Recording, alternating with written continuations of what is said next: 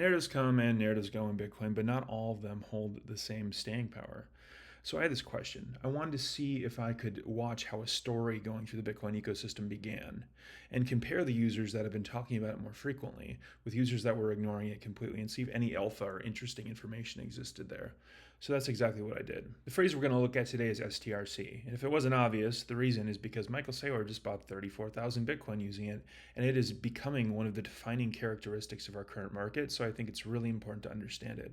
But more interestingly, I want to see how it initialized and how the language usage evolved over time. Right here, we are looking at the use of STRC, STRK, STRF, and STRD over time, specifically by Michael Saylor.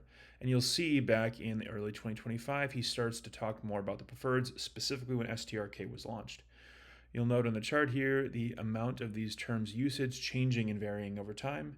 And then in summer of 2025, in July and August, I think it was the end of July, it was launched, STRC comes around.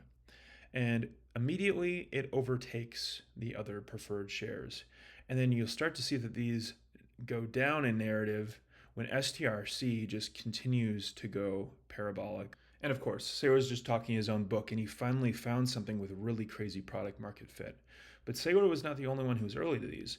I wanted to look at this cohort of users who's been talking about STRC repeatedly and consistently since its launch and see if there was any extra information we could glean from them. So I created this new cohort of users that I've been calling STRC OGs, people that were really early to start talking about STRC and have been pounding on the table ever since that this fundamentally changed the way the Bitcoin market existed. These are people like Brian Brookshire, who's been talking about this since the day it was launched very articulately. Guys like BitPain, who literally days after STRC was launched was talking about how River could potentially implement something like this into a savings account, and he's been very loud about it ever since. And guys like Grant, who's been talking about this in a very clear way since the launch of this product, as well as a handful of other people in the MSTR True North group. So then I started comparing this cohort of guys to other groups of users, and what I found was pretty interesting. Right here, you can barely tell any difference, but we're looking at a gray line on the bottom for crypto exchange CEOs. These are guys like Brian Armstrong, Jesse Powell, CZ, the Gemini brothers, Winklevi twins.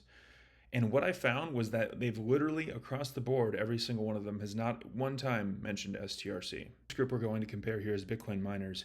So again, the green is the STRC OGs, who have been tweeting about this very rapidly and only growing more aggressive since it's been such a big narrative right now.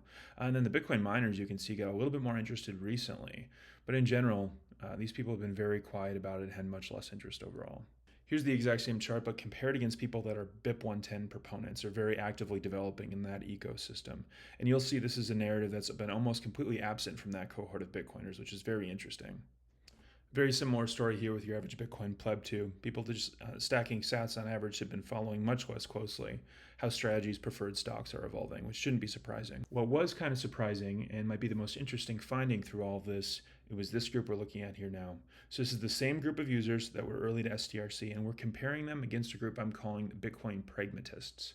These are people who are not always staunch Bitcoiners. They're willing to buy and sell. They sometimes fade the narratives. They're sometimes very euphoric. I did a video not too long ago about Stack Hodler, who's one of these people. They were very quiet to the STRC thing early on, but it has been going parabolic as of late.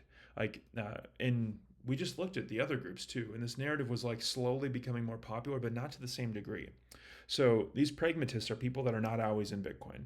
They trade in and out occasionally over time, but what this data insinuates, in my opinion, is that some of these people that may have been on the sidelines or may have been more bearish are like becoming more interested in STRC, perhaps buying STRC, maybe they're part of the demand, or also just like understanding how Saylor's machinery is built on a deeper level. I personally think this makes a very compelling case that people outside of the MSTR ecosystem are starting to learn more about STRC, and it's likely to continue aggressive growth. One thing sure as hell is for certain, Michael Saylor is going to keep talking about it more and more now that he's finally had his iPhone moment. Now that I've actually got a bunch of these sentiment analysis and narrative videos out there, I decided to throw an archive in Substack, which you can check out if you go to my profile. I got a bunch of these things where we've covered some of these topics much more deeply in the past and analyzed specific users. Regardless, fuck the bears, stay bullish.